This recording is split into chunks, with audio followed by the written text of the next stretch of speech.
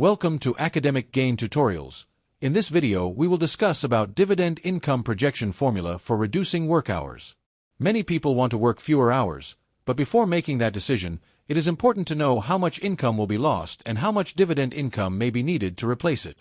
This simple formula helps estimate the portfolio size required to support a reduced work schedule using dividend income. First, begin by defining your reduced work goal. Think about how many hours you currently work each week and how many hours you want to work in the future. The difference between these two numbers is the number of hours you plan to reduce. For example, if you currently work 40 hours per week and want to work 30 hours per week, then you are reducing your work time by 10 hours per week. Next, calculate the income you would lose by working fewer hours. To do this, multiply the hours reduced per week by your hourly pay, and then multiply the result by 52 weeks. For example, reducing 10 hours per week at $30 per hour gives $300 of lost income per week. Over a full year, that becomes $15,600 in lost annual work income. After that, add a safety buffer. This is important because real-life expenses can change, taxes may apply, inflation can reduce buying power, and dividends are not always guaranteed. A common buffer is around 10 to 20%. In this example, if we add a 15% buffer to $15,600, the income target becomes $17,940 per year.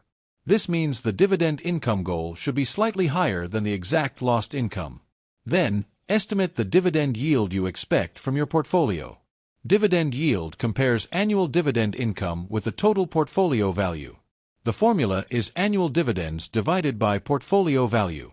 For planning purposes, many people use conservative examples such as 3%, 4%, or 5%. A lower dividend yield means you need a larger portfolio, while a higher dividend yield means you need a smaller portfolio. However, the yield should always be realistic and sustainable. Now, calculate the portfolio required. The formula is income needed with buffer divided by expected dividend yield. Using the example income target of $17,940, at a 3% yield, the required portfolio would be about $598,000. At a 4% yield, the required portfolio would be about $448,500. At a 5% yield, the required portfolio would be about $358,800. This shows how the expected dividend yield can strongly affect the portfolio size needed. Next, compare this required portfolio with your current dividend portfolio. The difference is your remaining gap. For example, if the target portfolio at a 4% yield is $448,500 and your current portfolio is $150,000, then the remaining gap is $298,500. To estimate the time needed to reach the goal, divide the remaining gap by your annual contributions. If you invest $25,000 per year, it would take about 11.9 years, not including investment growth or reinvested dividends.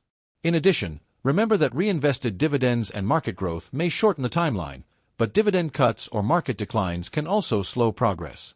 That is why it is better to plan carefully and avoid depending on overly optimistic numbers. Finally, before reducing your work hours, do a quick decision check. Ask yourself whether the dividend income can truly replace the lost work income, whether the yield is realistic, whether you still have an emergency fund, and whether important benefits like healthcare are covered. These questions help make the decision safer and more practical.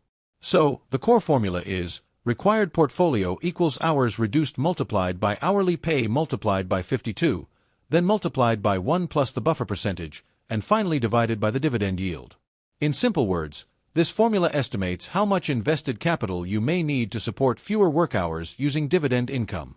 For example, reducing 10 hours per week at $30 per hour creates a $15,600 income gap. With a 15% buffer, the annual dividend income needed becomes $17,940. At a 4% dividend yield, the target portfolio is about $448,500. If this short video was helpful, give it a thumbs up and subscribe to the channel. Thank you.